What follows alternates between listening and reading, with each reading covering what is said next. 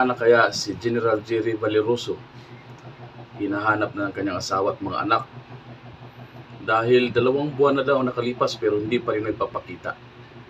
Ang tanong, nasaan na kaya si Police Brigadier General Jerry Valeroso na tumistigo laban kay dating Senator Laila de Lima? Ito, mga kababayan, viral ngayon. Itong post ng asawa ni General Valeroso na si Nida Valeroso sa FB na kung saan ayon dito ay 2 buwan na daw hindi nagpapakita. Hindi nakikita, nagmamakaawa na nga na kung sino man ang may impormasyon ay agad tumawag sa mga numerong 0966 07 20642 at 0975 584 3194. Sino nga ba itong si General Jerry Valeroso? Ayon dito sa aking mga nakalap na mga impormasyon tungkol sa taong ito, ito ay isang matinong miyembro ng PNP, nag-iimbestiga sa drug trade sa Bilibid. Kaya nakasuhan si Nooy Senator Laila de Lima ng pagkakasangkot sa drug trade sa Bilibid. Tumistigo laban kay de Lima tungkol sa pagkakasangkot sa drug trade sa Bilibid at sa mga nangyayaring konsyerto sa loob ng Bilibid na kung saan nandoon din ang mga kasapakat ni de Lima na mga drug lords. So ito nga mga kababayan, ipapakita ko sa inyo itong video na kung saan itong mga sinabi niya 3 years ago ay maaring dahilan ng kanyang pagkakawala. Ngunit bago niyan, nakita ko kayo na sa aking Facebook wall, sa wall ng Facebook ko, itong post ni Maximo Asuncion na may picture na kuha sa CCTV noong April 6, 4:04 PM na kung saan sabi niya dito sa post niya na si Speaker Martin Romualdez, ito yung last na namataan si General Valeroso bago siya tuluyan ng hindi makita kasama ng security driver. Ano daw ba ang sabi niya sa kausap niya sa telepono? Kaya kami nagtatanong kasi ikaw ang last na kausap niya. Oh, 18 hours ago itong post na ito. Ano ba ang kagnayan ni Tambaloslos dito? So ito mga kababayan, ang tanong, ano nga bang kaugnayan ni Tambaloslos dito sa pagkawala ni General Valeroso? O ito, papanood ko sa inyo ang video na ito mga kababayan. 3 years ago ito.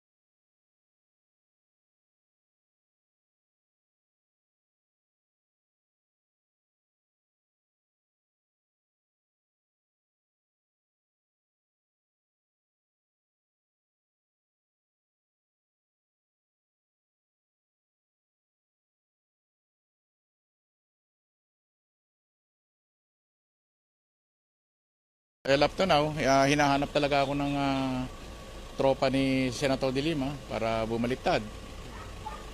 Na-surprise ba kayo na dalawa ng testigo laban kay Senator Laila de Lima ang nagpahayag na pag-atras sa kanilang testimonya, sir? Actually, tatlo na silang bumaliktad eh. Tatlo, okay. Tatlo na sila.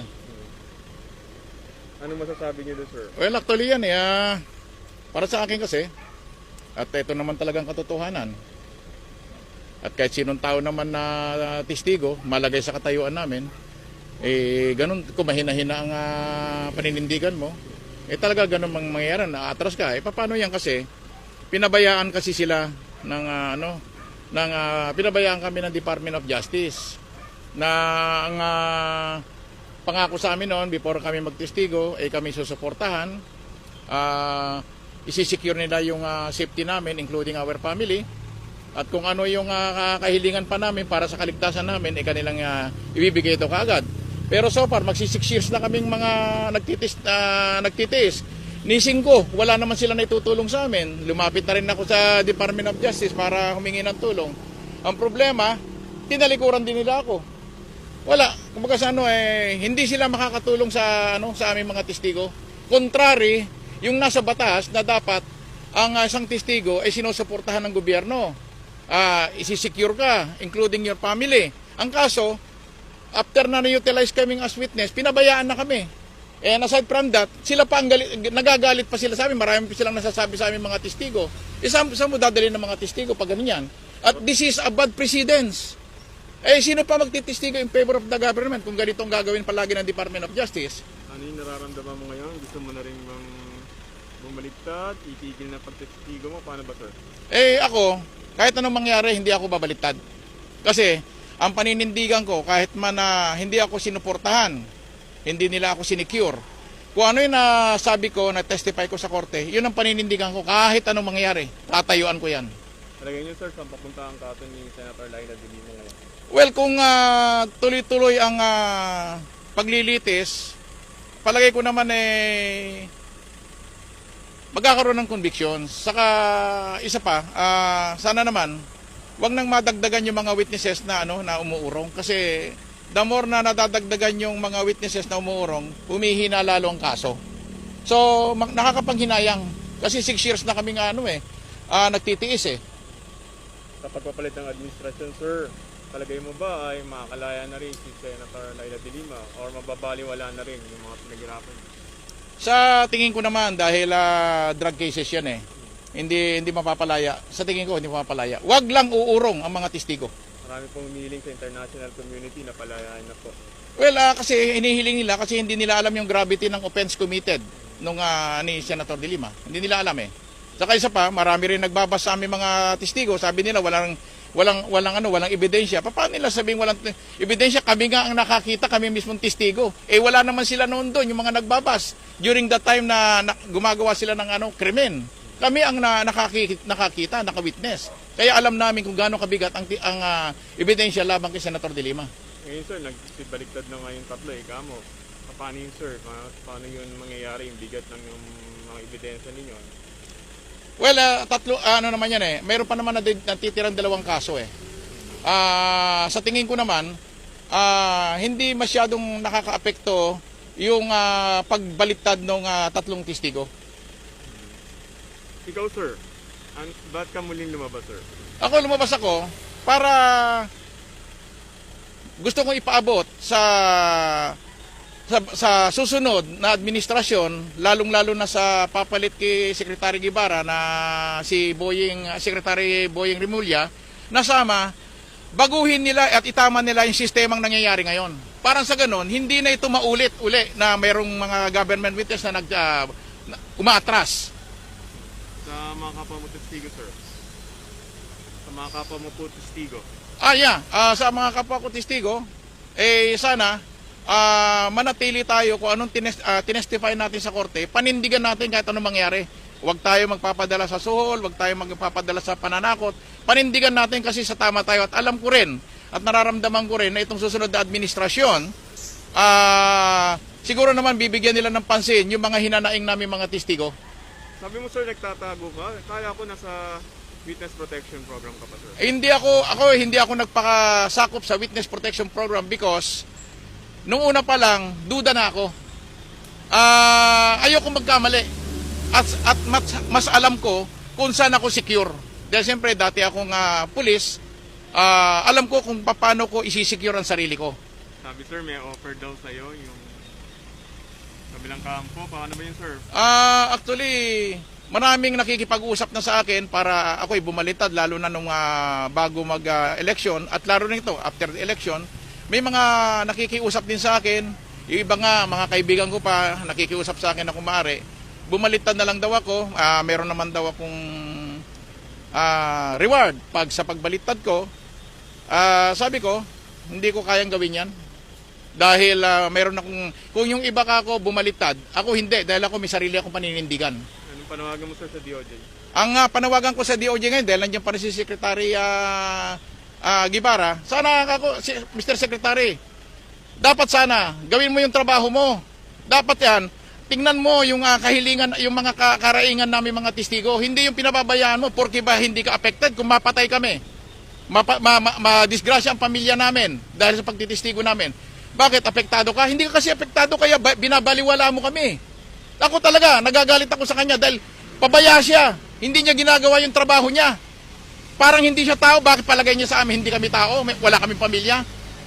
Mag-aanim na taon na kami na ganito. Pero anong ginagawa mo? Bingi ka.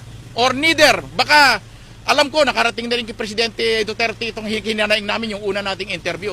Pero alam ko, hinaharang nyo. Siguro, ang parating mo, okay na, pero hindi pa. Kasi hindi naman kami nakakarekta kay Presidente. Pero sana ito isa, panawagan ko na kay Presidente.